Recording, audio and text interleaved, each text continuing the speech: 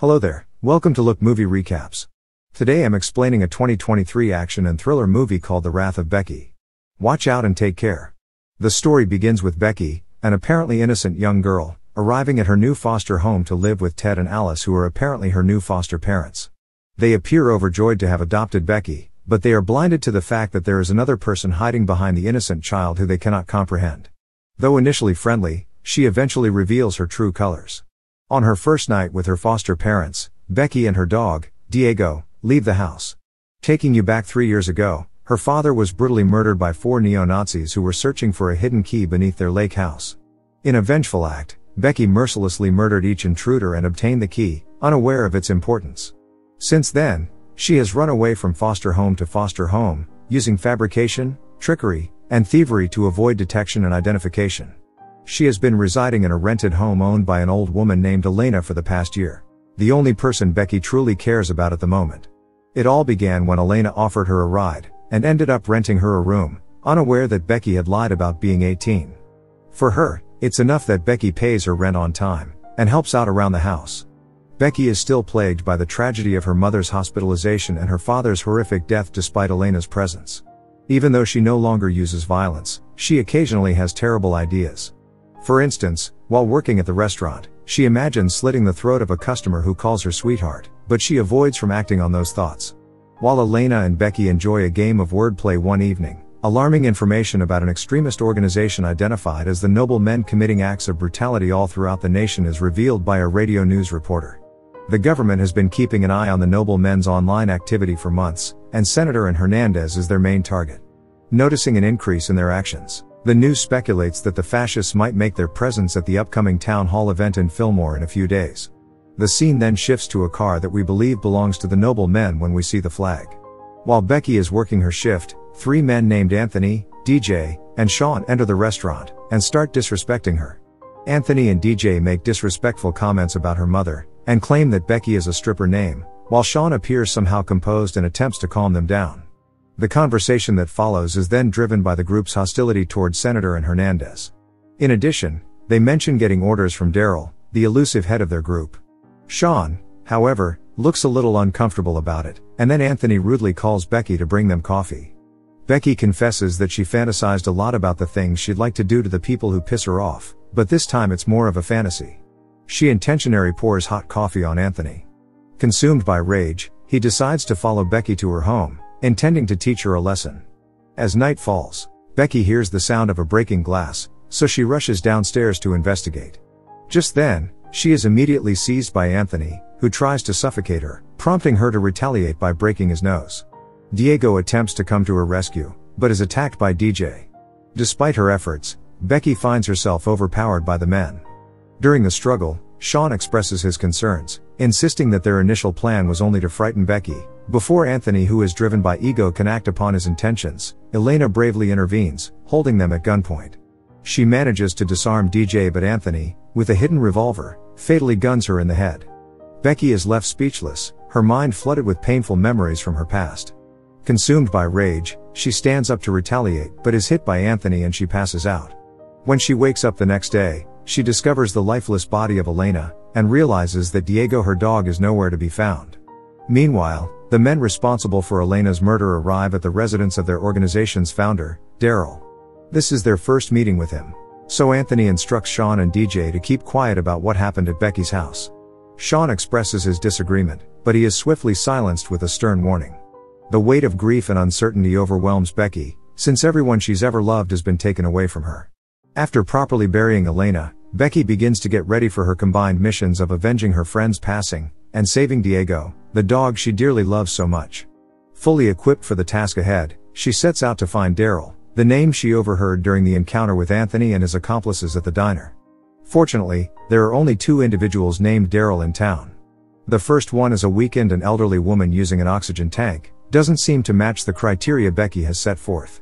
She disregards this option and goes directly to the home of the other Daryl, who is the identical, where Anthony and his companions were previously seen. In the meantime, the men are having lunch with Daryl, and his trusted associate, Twig.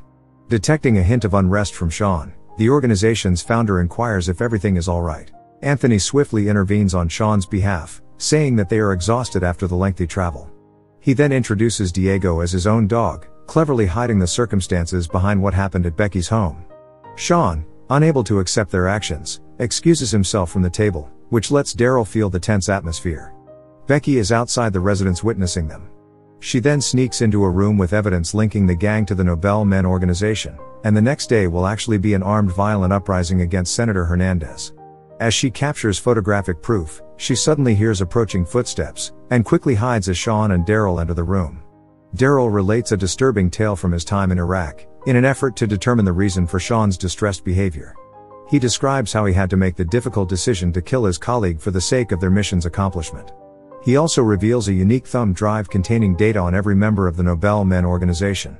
Daryl then emphasizes that a weak link might wreck their plans, and he directly questions Sean if he is the weak link. He even asks why Sean and his friends were late for the meeting, to which Sean nervously explains that they had a flat tire, unwillingly concealing Anthony's secret. Once the men exit the room, Becky apprehends the thumb drive. Feeling motivated to take out some of those who mess up the world, she's gonna play her part in this deadly game. She rapidly flees after escaping with the drive and hides in a neighboring barn. She discovers that the barn is stuffed with weapons, from firearms to grenades. As Daryl raises a toast for their mission the following day, a knock at the door is heard. His attention was drawn by the situation. When he steps outside to look, he sees Becky's name on a ringing phone display. As he shares this information, Sean's immediate concern raises suspicion in Daryl's mind, and he realizes that they possess some knowledge about it. Here, Anthony reluctantly reveals the incident involving Diego's abduction at Becky's place. However, he purposefully hides the tragic news of Elena's death. They then get a call from Becky, who gives them a warning about a little girl who was very good when she was good, but when she was bad, she was horrible. DJ laughs as he finds this little girl hilarious, but Daryl and Twig seem to know how dangerous this little girl is. Daryl demands that Anthony return Becky's dog, and then orders one of them to catch Becky, and so Anthony says he'll do it because he thinks she's just a dumb kid. As Anthony leaves the house, he calls Becky, but she insists on meeting him in the woods instead. When they meet, Anthony removes his gun, but hesitates to use it, not wanting to face further questioning from Daryl. Stepping forward, he unknowingly falls into a hole skillfully dug by Becky. Rather than killing Anthony right away, Becky chooses a more brutal fate for the murderer of her friend. Afterwards, inside the house, another knock at the door interrupts the men. Looking through the glass, Daryl sees Anthony outside with something duct taped to his mouth.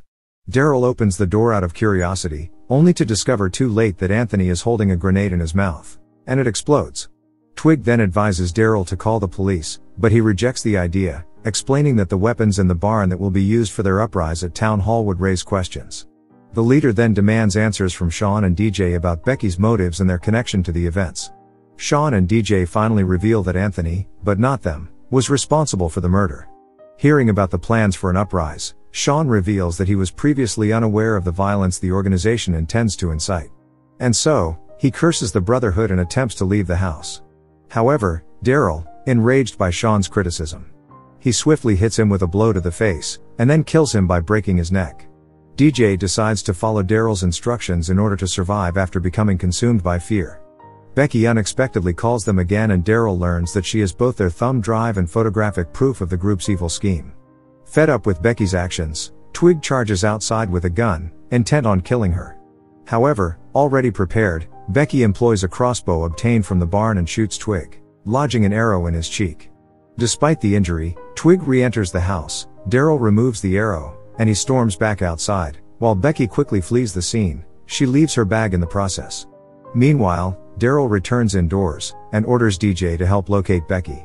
He needs the girl to be alive because she is the only one who knows where the thumb drive is, but DJ deliberately escapes the area because he is too frightened. At the same time, Becky takes Twig into the barn, and she's trapped now. Becky gains the upper hand by deploying a gas grenade against him. Twig pleads for forgiveness, but Becky, wielding a machete, shows no mercy and ruthlessly slashes him to his demise. As Becky is drenched in blood, she is tranquilized by Daryl, causing her to lose consciousness. When she awakens, she finds herself tied to a chair, and notices Daryl holding her lost bag, containing the key she unknowingly values.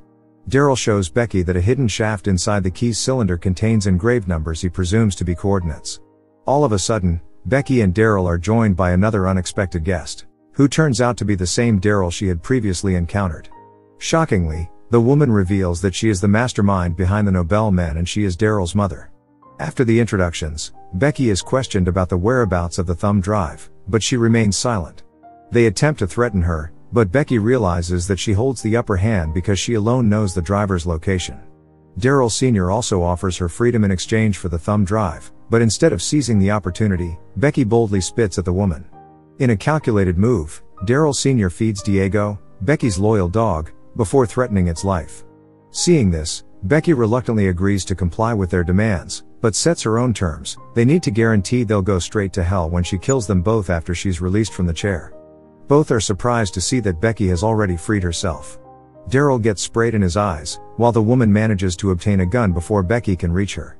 Becky emphasizes that the thumb drive will remain hidden forever if harm befalls her, causing Daryl Sr. to consider killing Diego instead. Right there, Becky throws a knife towards her and ends her life. Promising Diego she will return for him, Becky flees into the woods, leaving Daryl to discover his mother's fate. Full of hunger, he loads his pistol and pursues Becky to end her life. After sprinting for a while, Becky stops at her own marked point on a tree, and when Daryl comes closer, his feet get stuck in animal traps. After he falls into the last trap and loses life to a slashed throat, Becky retrieves the key and returns to the house to rescue her dog. However, to her disappointment, she finds Daryl Sr. still alive. The old woman points a gun at Becky while saying that she missed her brain, but Becky obviously didn't. As Becky gives her dog a command and it tears the woman apart, putting an end to her fascist reign once and for all. 24 hours later, Becky finds herself in a CIA office, discussing with Agent Kate Montana regarding the thumb drive. Agent Kate is astonished that a 16-year-old single-handedly took down the Noble Men clique. Recognizing Becky's exceptional bravery and intelligence, Agent Kate offers her a position as the youngest recruit in the CIA. Becky not only accepts the offer, but also agrees to assist Kate in finding out who the key belongs to. At the end of the movie, as DJ is repairing his truck, he is unexpectedly approached by someone. He quickly grabs his gun, right when he realizes that person is Becky, now dressed as a CIA agent. DJ recognizes her as the girl they wronged without cause. Becky unleashes her rocket launcher. If you've watched this far, thank you. Subscribe for more recaps. Have a great day.